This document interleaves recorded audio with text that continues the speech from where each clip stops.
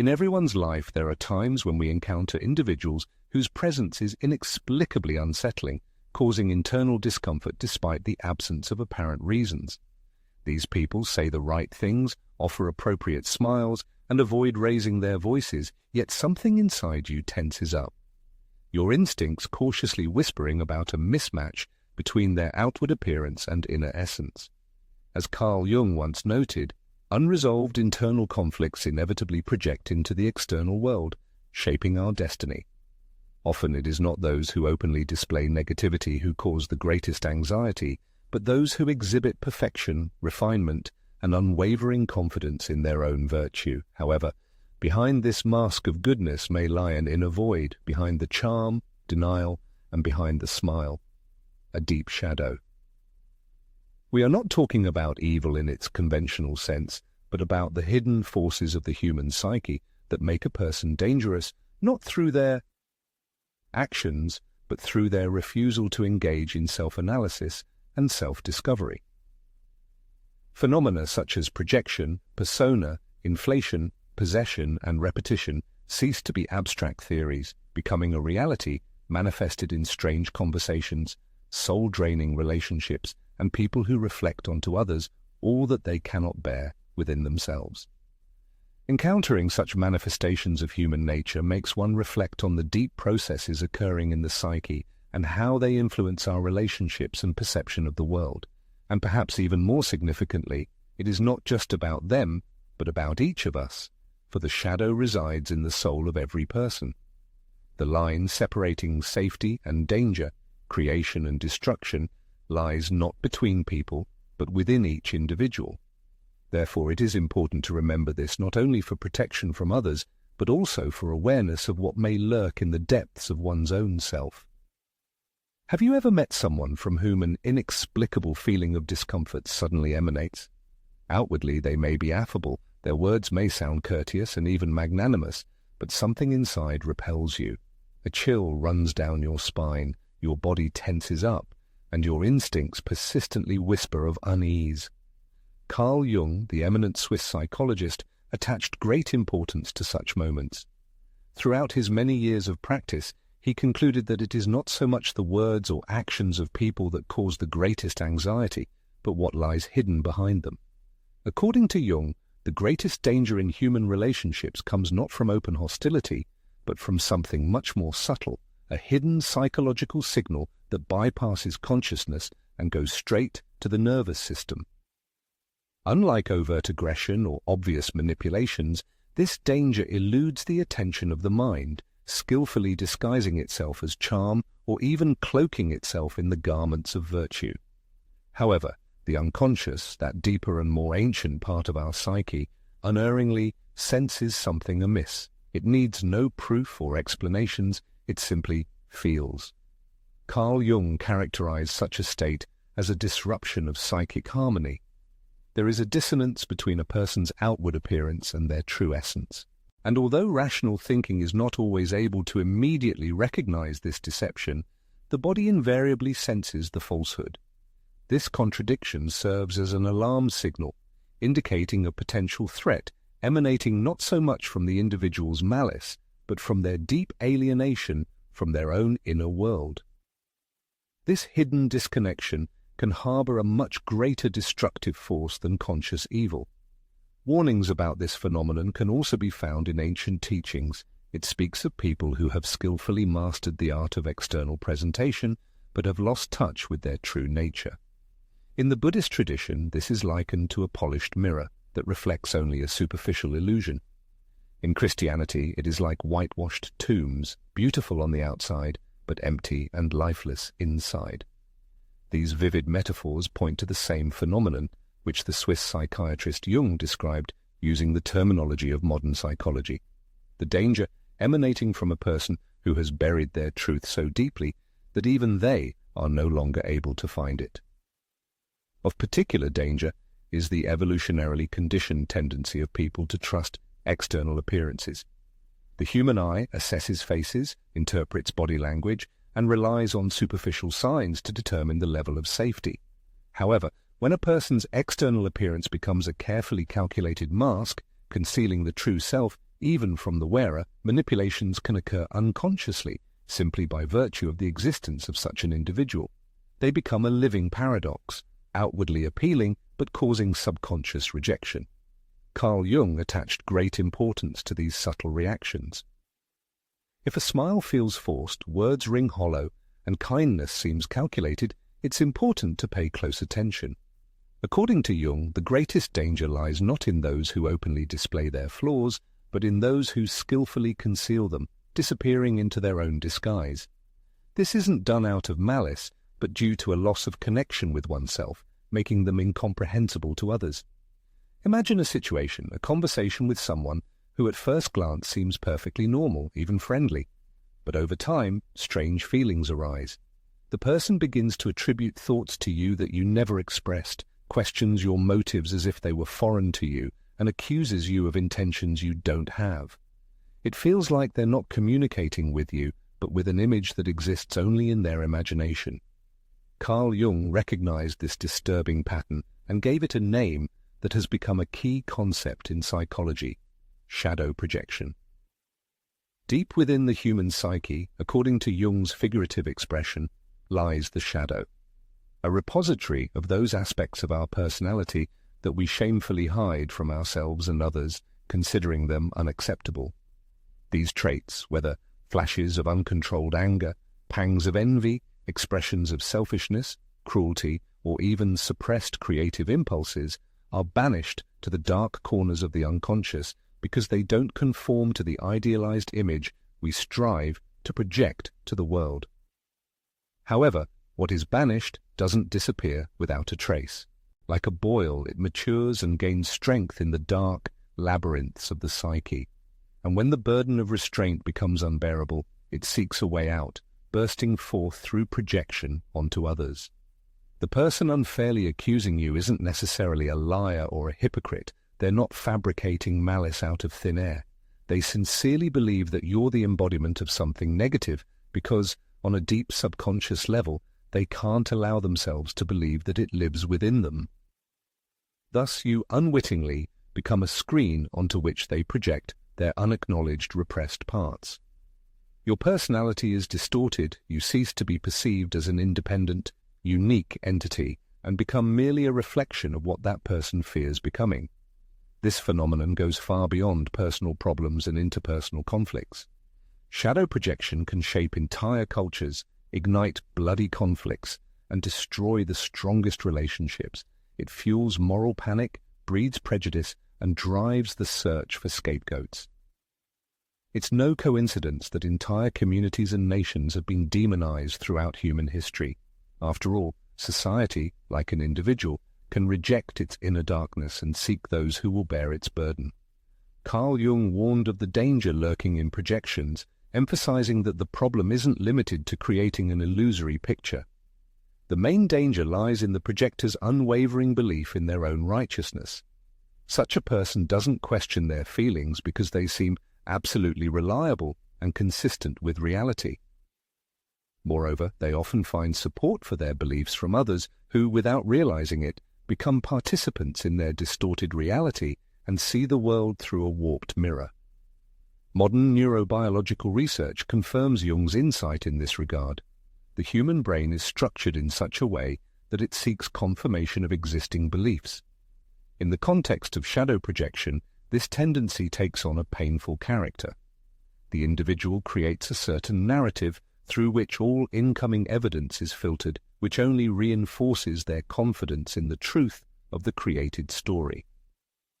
As a result, the person ceases to perceive others as separate individuals, reacting not to their real qualities, but to their own internal fantasies and ideas about them.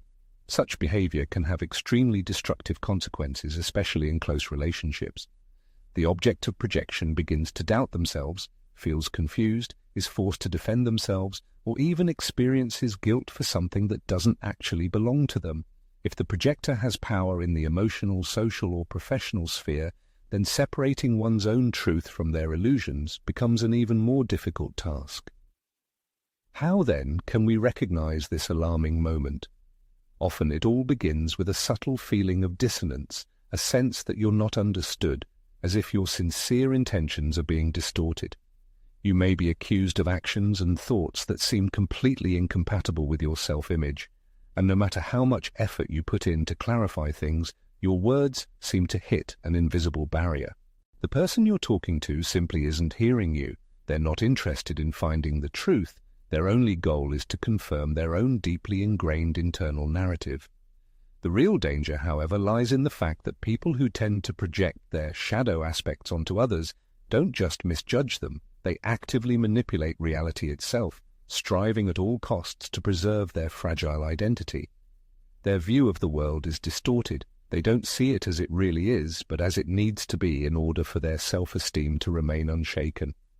And anyone who poses a threat to this carefully constructed illusion, even without realizing it, inevitably becomes a target. Carl Jung viewed this phenomenon not as a moral weakness, but rather as a kind of psychological blindness. A person who is unable to face their own inner darkness will inevitably seek its reflection in the external world, and because such projection brings only temporary relief, it quickly turns into a destructive habit that negatively affects not only relationships with others, but also the projector's ability to grow personally and improve themselves. After all, as long as they are convinced that the root of the problem lies outside, they will never turn inward to deal with the healing that really matters. Identifying shadow projections is not only a defensive mechanism, but also an incentive for self-knowledge. After all, everyone is prone to projection, rejecting unacceptable aspects of their personality and seeing their own fears or contempt in others. The starting point is awareness. When the desire to condemn someone arises, one should ask oneself whether this judgment is a reflection of other people's qualities or whether it indicates a reluctance to acknowledge one's own shortcomings. Honesty about one's own shadow aspects helps to reduce their influence on life. There are people who exude confidence, speak of truth with unwavering conviction, of morality without a shadow of a doubt, and of kindness as their exclusive prerogative. At first glance, such individuals may seem like role models, even spiritually enlightened. However, Carl Jung warned that behind the mask of impeccable morality often lies a dangerous psychological mechanism, ego inflation. Unlike ordinary arrogance, which is easy to recognize and reject, ego inflation is much more difficult to detect because it is skillfully disguised as virtue. Jung defined this state as psychic inflation, in which a person's ego merges with the archetype of a savior, prophet, judge, or bearer of absolute truth. In this state, the individual ceases to perceive themselves as an ordinary person, considering themselves a conduit of higher power, a divine principle or infallibility. At first glance, such a position may seem filled with supreme justice, but this is where the real danger lies. As soon as an individual convinces themselves that it is not their personal opinion that speaks through their mouth, but some cosmic authority, they lose the precious ability to self-criticism and doubt. They no longer ask themselves, could it be that I am mistaken? And instead they begin to believe that any disagreement with their words is tantamount to an encroachment on the very truth in the final instance, and those who dare not share their point of view seem to them not just mistaken but malicious, lost, or in a spiritual slumber. This type of psychological fixation inevitably breeds moral absolutism that tolerates no deviations. An ego inflated to enormous proportions leaves no room for contradictions, half-tones, or the complex, multifaceted nature of the world. It thinks exclusively in terms of binary oppositions, light versus darkness, good versus evil, the awakened versus the hopelessly lost. Such a simplified, dualistic worldview inevitably creates a deep rift and generates a sophisticated form of violence, not physical, but ideological. It deprives other people of the right to full humanity under the hypocritical mask of righteousness.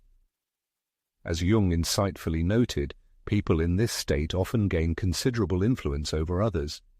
Their unwavering confidence becomes a kind of magnet for those who are desperately seeking answers in this chaotic and unpredictable world. They offer deceptive clarity where there is universal confusion and point the way where doubts overwhelm. But this seeming clarity is just an illusion, behind which lies the deepest detachment from one's own shadow, from the unattractive sides of one's personality.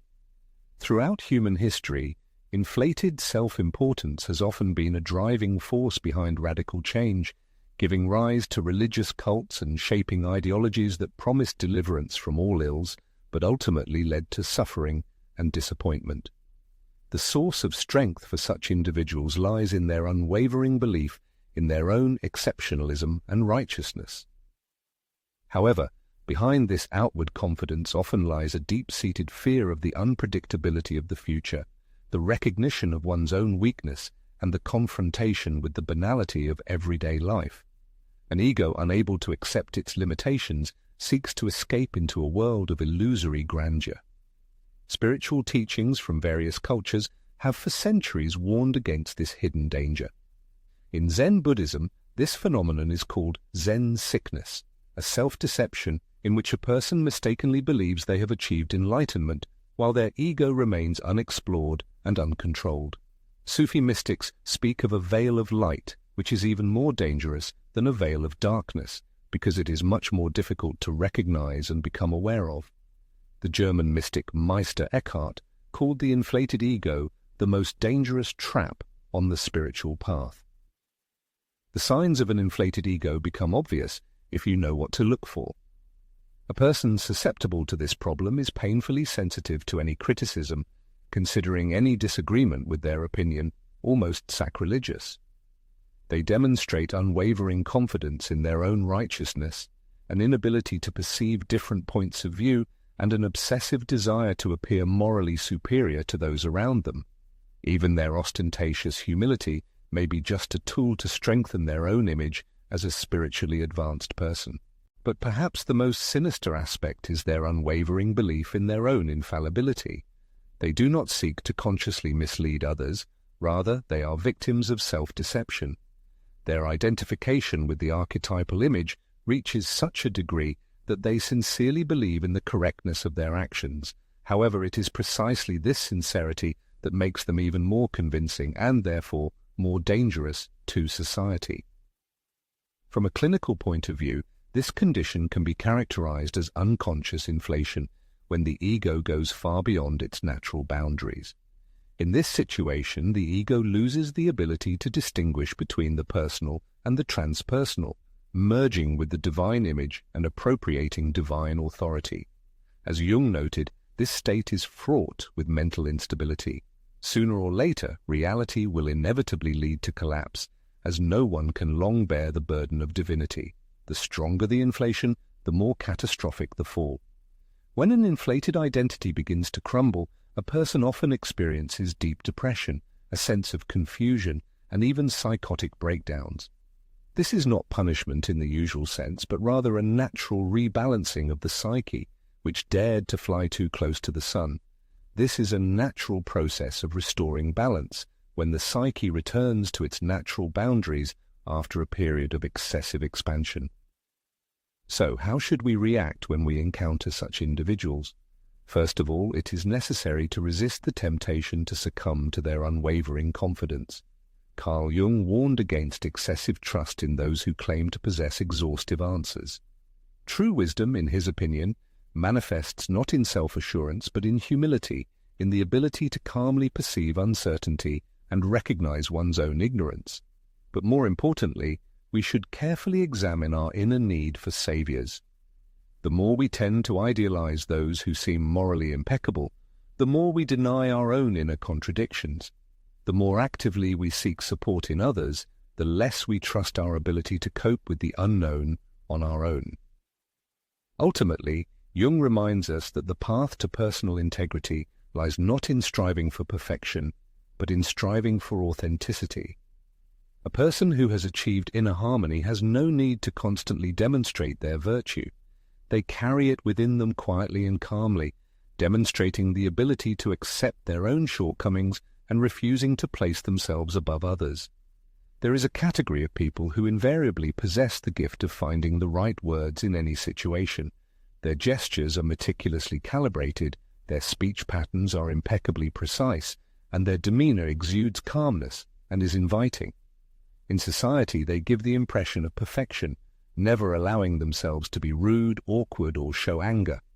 However, after interacting with such individuals, one often feels a sense of emptiness, or worse, a feeling of awkwardness, as if something essential was missing in the interaction.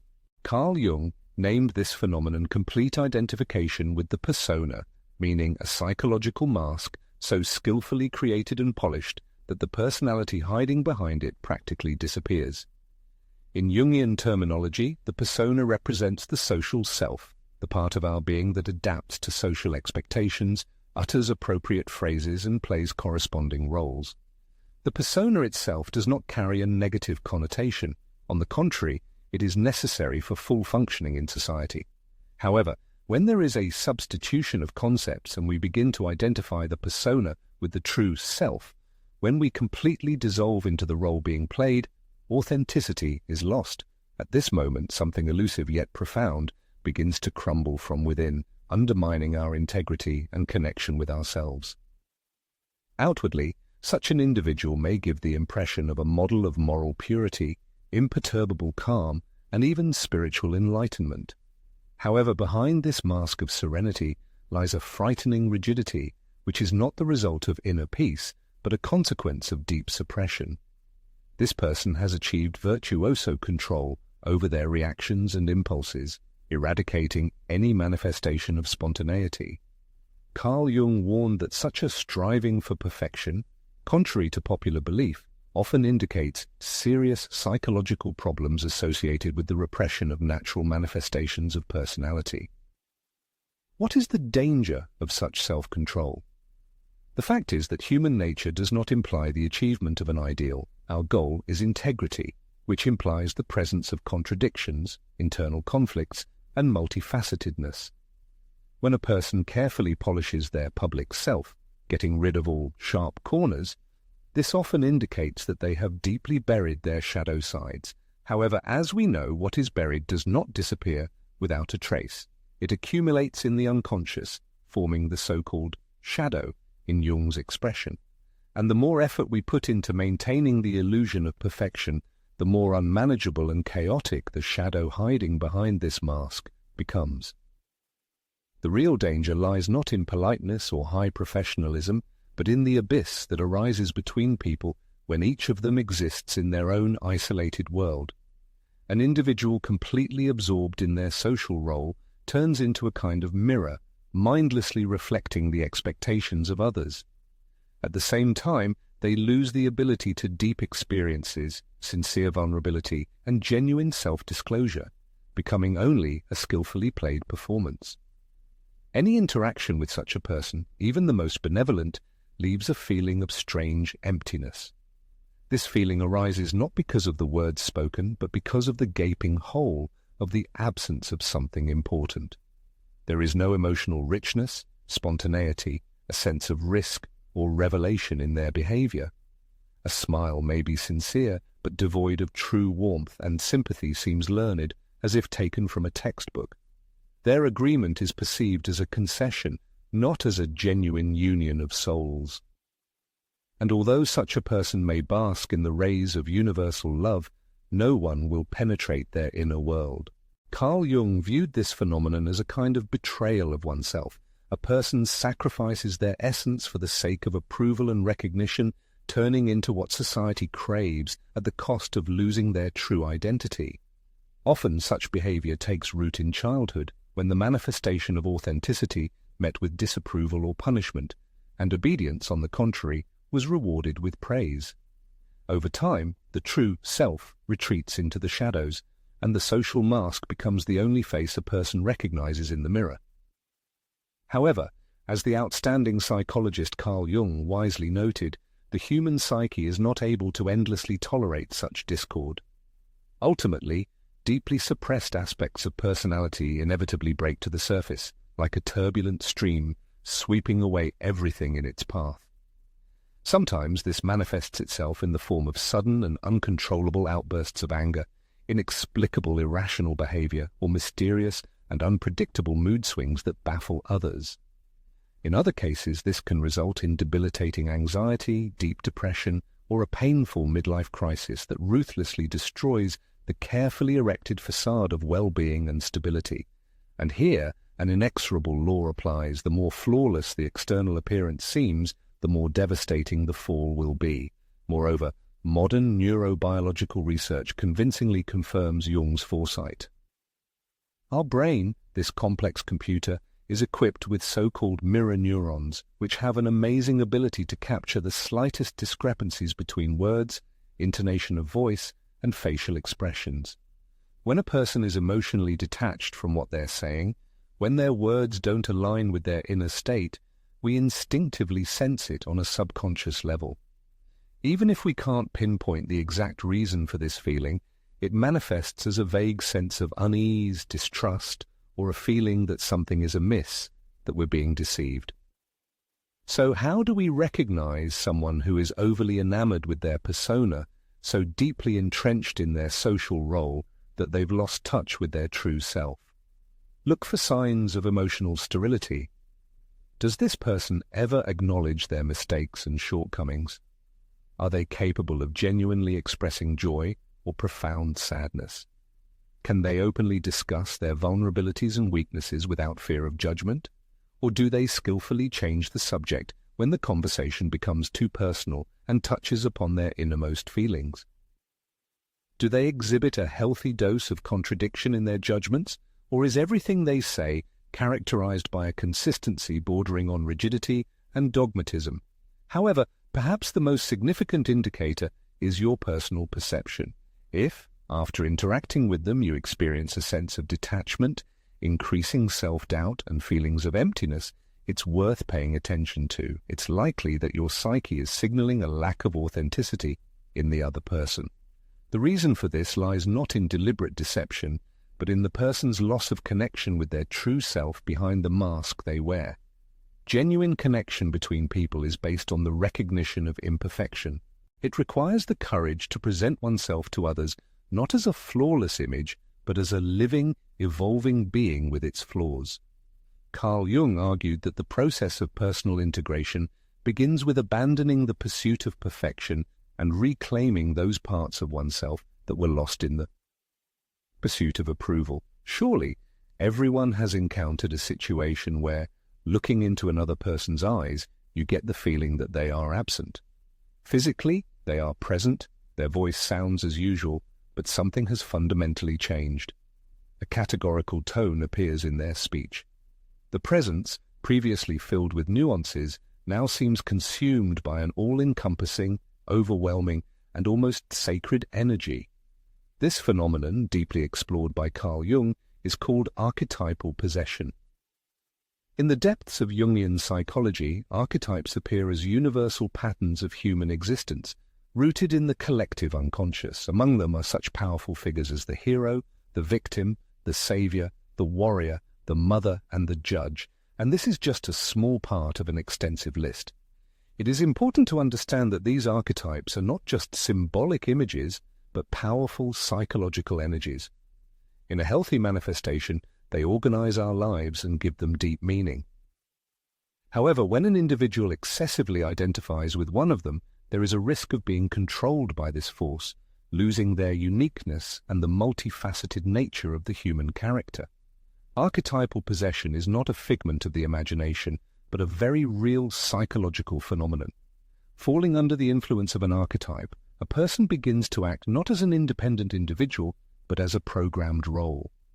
The richness of their inner world gives way to a rigidly defined script. They cease to be simply Ivan or Maria, transforming into an enlightened one, a martyr, or a warrior of truth, and all their words and actions pass through the filter of this newfound identity. This is not just playing a role in a theatre, but a state that carries serious danger. Why is archetypal possession so dangerous? Because a person loses the ability to self-analyze and think critically. They cease to question their thoughts and feelings, lose the ability to perceive subtleties and nuances, and are no longer tormented by doubts. Their speech acquires the weight of unwavering confidence, born not of wisdom, but of psychological ossification. And this confidence, clothed in spiritual or moral garments, can have a seductive or dominant effect on others. Carl Jung repeatedly witnessed this phenomenon, observing spiritual leaders, initiators of political upheavals, and fanatical adherents of certain ideologies. However, this phenomenon is not the prerogative of exclusively powerful figures. Examples include a friend constantly portraying themselves as a victim of circumstances, a partner tirelessly striving for the role of savior, or a colleague assessing every situation from a position of unwavering moral righteousness. All of them, to a lesser extent but with no less force, demonstrate an example of archetypal possession. This phenomenon can be felt through a change in the energetic field of the personality. The gaze becomes tense and piercing, the tone of voice peremptory. Reactions acquire an automatic programmed character. There is a loss of individuality. A certain mechanical confidence in one's own rightness arises. Robert Moore, a colleague of Jung, described this state as an interaction not with a holistic personality, but with a separate fragment of the psyche inflated to the scale of a myth. In such moments, the interlocutor enters into a dialogue not with a person, but with an archetype that has swallowed and controls them. The need to recognize this danger has long been recognized in various spiritual traditions. In shamanic cultures, a clear distinction is made between the controlled direction of archetypal energy and unconscious possession, when an individual completely loses themselves, dissolving into it. Christian mystics spoke of the importance of discerning of spirits, that is, the ability to distinguish true divine inspiration from psychological distortions and delusions. In Eastern philosophy, the main danger lies not in encountering archetypal forces, but in the mistaken belief that a person is their embodiment. In advanced neuroscience research, curious changes in brain activity have been recorded in states resembling archetypal possession. It is noted that in the areas of the brain responsible for the formation of personal self-awareness, there is a decrease in activity, while in the zones associated with experiences beyond individual experience, on the contrary, an increase is recorded.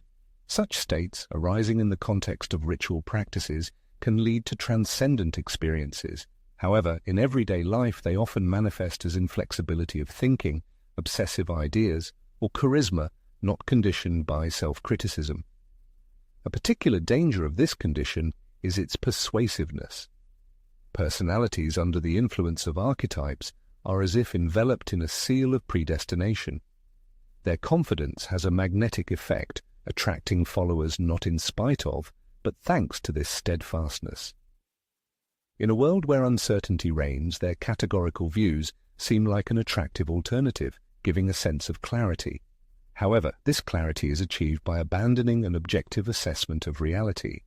As Jung warned, archetypes harbor extreme opposites. In the archetype of the savior lies the energy of the tyrant, and the archetype of the victim easily transforms into the archetype of the manipulator. When a person completely identifies with an archetype, they can manifest both its positive and negative sides, but at the same time they are aware of only the bright side. They become immune to their own contradictions, which makes them even more dangerous. When self-confidence leads to negative consequences, the individual tends to avoid responsibility. They argue that they were only following instructions, doing the right thing, or telling the truth. Carl Jung in his writings described numerous cases when, after causing harm, a person showed signs of amnesia or rationalization, unable to correlate their actions with a conscious perception of themselves. This is what makes archetypal possession so tragic. It not only poses a danger to others, but is also a profound loss of personality. The individual ceases to exist as a holistic personality, turning into an instrument for some force that exceeds their ability to integrate. And the longer this state lasts, the more difficult it becomes to return to oneself. How to recognize such a state? First of all, you should pay attention to the lack of doubt.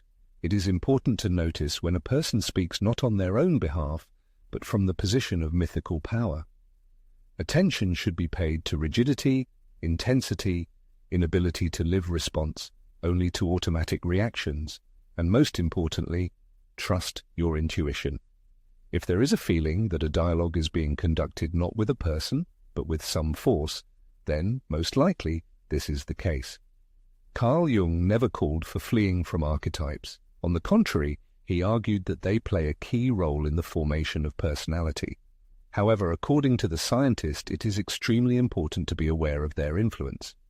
A person must clearly understand when archetypes begin to manifest in their behavior, and in no case take their voice for their own. Otherwise, there is a danger of losing the most important human qualities, the ability to self-analysis, the ability to see. Contradictions and inner freedom. Sometimes it seems that some people are stuck in a time loop. Regardless of how many opportunities are provided to them and how deep their understanding of the situation seems, they invariably return to the starting point. They again face betrayal, disappointment, and misunderstanding. The actors and scenery change, but the emotional fabric of events remains painfully familiar.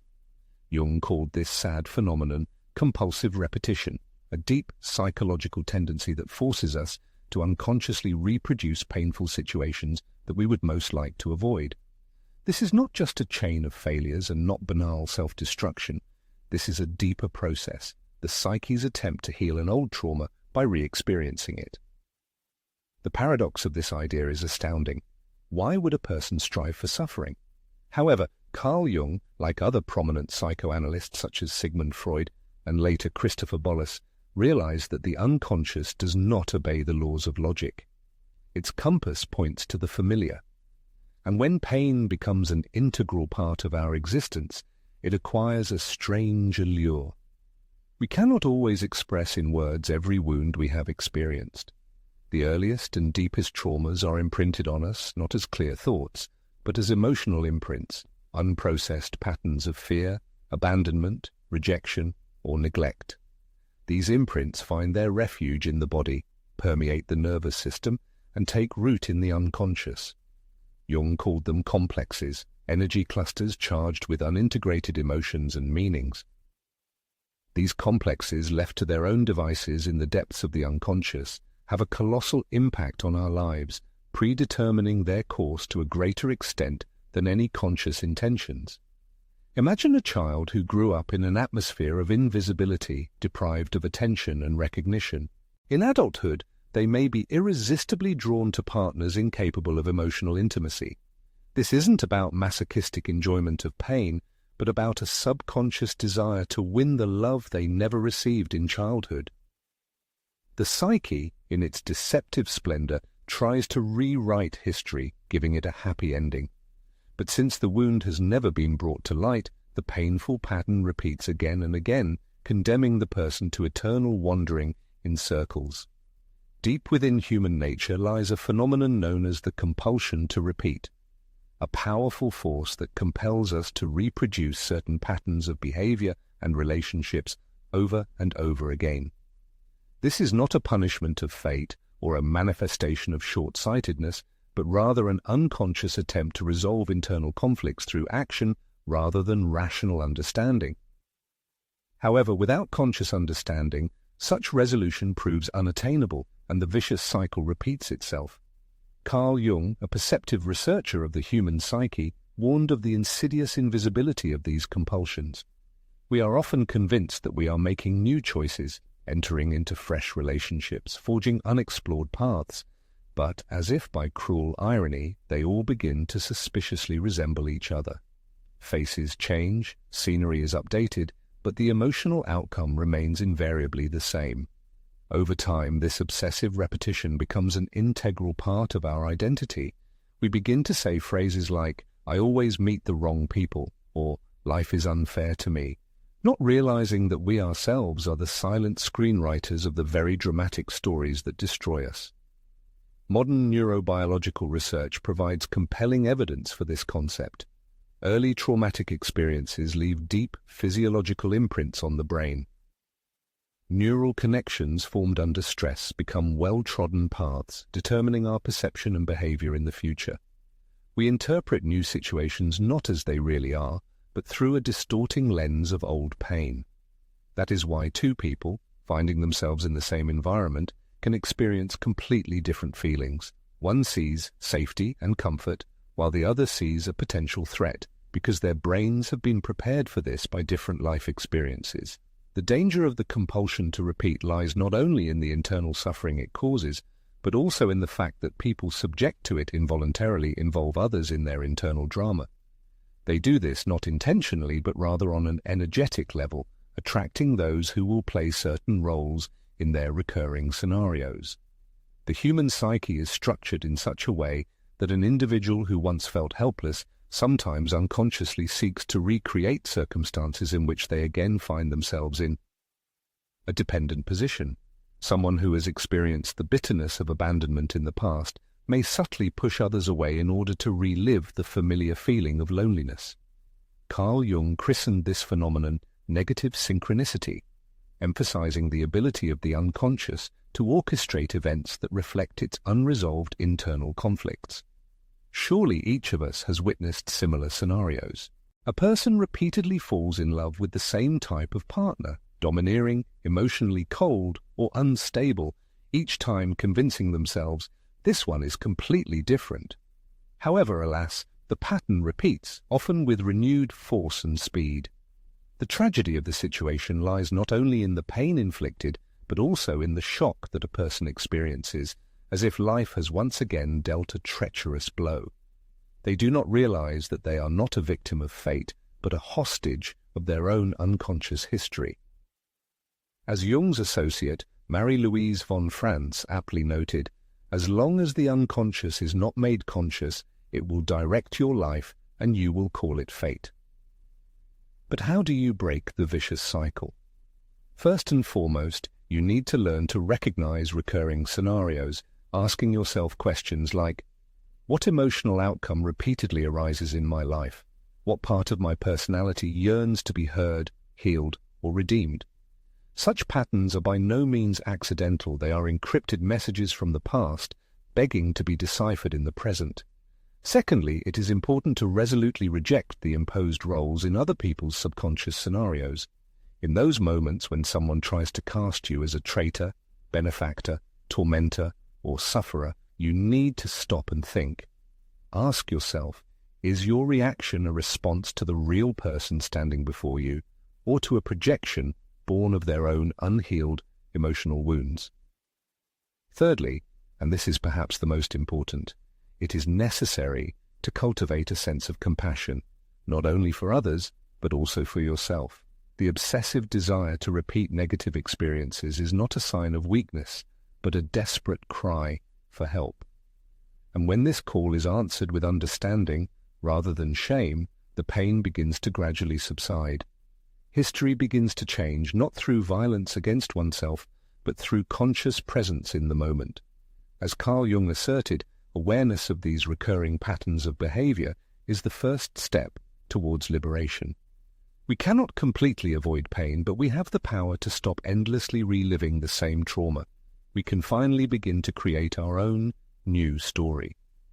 If there is one thing common to all the dangers described by Carl Jung, such as projections, personas, inflations, obsessions, and repetitions, it is that they all arise in those aspects of our personality that are hidden from our conscious perception. The unconscious is not simply a repository of suppressed traumas or forgotten memories. It is a living, shaping force, and if we do not interact with it consciously, it will control our lives from the shadows, subtly guiding our actions and decisions. So, how can one transform? How can one break free from the grip of internal impulses that distort reality, undermine relationships, and repeatedly plunge us into the abyss of suffering?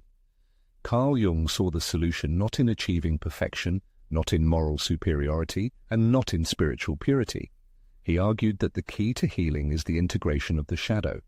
The shadow, according to Jung's definition, is the sum of the aspects of our personality that we stubbornly refuse to acknowledge. It includes our impulses, emotional wounds, vulnerabilities, as well as unrealized opportunities, suppressed aspirations, and forgotten talents.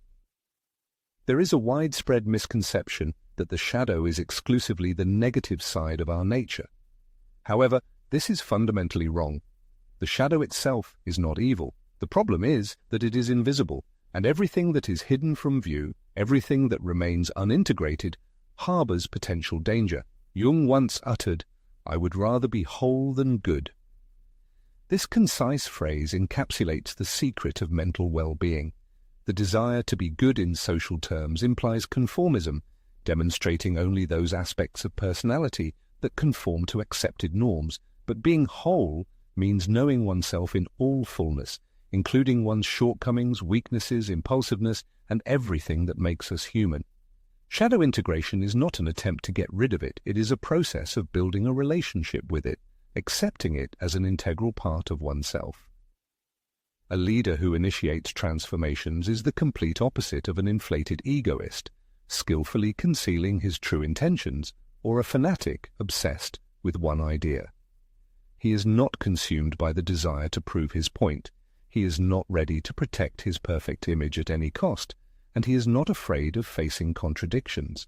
On the contrary, he exudes calm confidence and genuine honesty, born not from possessing all the answers, but from the courage to face his own doubts and torments. Such presence of mind is a rare and unmistakably recognizable phenomenon. It is felt in moments when a person openly acknowledges their shortcomings without feeling ashamed, when they name their fears without needing comfort, when they are able to share another's pain without immediately trying to alleviate it, because they themselves have gone through something similar. Carl Jung saw in this psychological maturity a sign of a whole personality, not one that has eradicated its shadow, but one over which the shadow no longer has power. But how does this manifest in real life? It all starts with deep and uncompromising self-honesty, with a question addressed to oneself. What am I most afraid of seeing in myself? What people annoy me the most and why? In what sins do I accuse others, and is this not a reflection of my own unresolved issues? This process continues through compassionate self-observation. When anger arises, a mature person does not suppress it, but neither does he allow it to unconsciously control his actions. Instead, he asks himself, where does this feeling originate? He shows curiosity about his inner life rather than condemning it.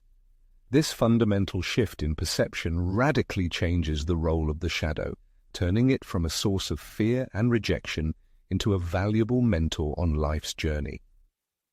In the spiritual tradition of Tibetan Buddhism, this process is known by the poetic name turning poison into medicine, which symbolizes the ability to extract benefit and wisdom even from the most negative experiences.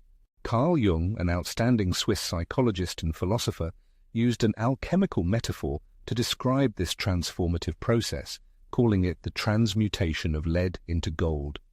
This painstaking but liberating work implies turning the heaviest burdens and most painful aspects of our personality into the foundation for deep wisdom and self-knowledge. Surprisingly, even modern neurobiological research confirms this path of transformation. Scientific data suggest that when a person reflects on a traumatic emotional experience, especially those from which he previously tried to distance himself, new neural connections are formed in his brain between emotional centers, such as the amygdala, and reflective areas in the prefrontal cortex. In other words, the integration of painful experiences leads to a restructuring of the brain. What once seemed an unbearable burden becomes understandable and meaningful, and what is understood can finally be transformed and healed. It is worth noting that shadow integration does not mean that a person becomes sinless or gets rid of all his negative traits. Rather, it implies establishing a conscious relationship with one's shadow. An integrated person is able to recognize his dark sides and say, yes, I have the potential for cruelty. I have a tendency to withdraw into myself, control, avoid, but I am aware of it. I am working on it, and thanks to this, my shadow no longer rules over me. Such people do not need to hide behind a mask of perfection or project their darkness onto others. They recognize vulnerability and imperfection in every person, starting with themselves.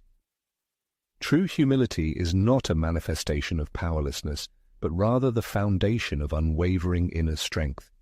It is what gives the ability to perceive the world around us with crystal clarity, freeing us from confusion and chaos in our thoughts. People who possess this quality are not prone to impulsive reactions. They demonstrate balance and inspire deep trust. As Jungian analyst James Hollis noted, Psychological maturity comes at the moment of abandoning illusions about one's own perfection. Recognizing our own imperfection allows us to accept life and people in all their diversity, without naive expectations. The imperfections of others and our own mistakes cease to be shocking. We begin to see complexity as an integral part of reality, not as a threat. It is with such a person that a sense of security and comfort arises, not because he is without flaws, but because he is genuine. His presence does not create pressure, does not contain hidden motives, and does not hide behind masks. He simply is, and in his presence there is a natural desire to be the same, real. Shadow integration is not an end goal, but a continuous life path dedicated to returning what has been suppressed, forgiving what has been condemned, and illuminating what has been hidden in the darkness. Every step towards our own wholeness distances us from the danger we may pose to ourselves and others. Regardless of how highly we value our own spirituality and morality, no matter how much we strive for good and self-improvement, each of us carries a shadow side. This immutable truth, according to the eminent psychologist Carl Jung, is not a burden, but rather a reflection of our inner essence. And it is our reaction to this reflection that becomes the determining factor in life. The greatest danger to society is not those who are aware of their inner darkness, but those who stubbornly deny its existence, projecting their own shortcomings and vices onto others. Of particular concern are people hiding behind masks of perfection, claiming to possess absolute truth, unconsciously repeating their own traumas, and mistaking obsessive ideas for a life goal. These are not monsters in the guise of people, but personalities alienated from those aspects of their self with which they could not reconcile. However, we should not feel helpless in the face of this threat. Each of us has the opportunity to choose a different path, a path of honesty and self-analysis, albeit one fraught with discomfort. The journey that requires the courage to look in the mirror and acknowledge, this is also a part of me. By embracing our inner complexity and contradictions, we become safer for both those around us and ourselves. We gain the ability to break vicious cycles, achieving wholeness and harmony. And in doing so, we set a silent example for others, inspiring them to embark on a similar path of self-discovery and acceptance. There's no need to strive for unattainable perfection. It is enough to be willing to take an honest look at ourselves.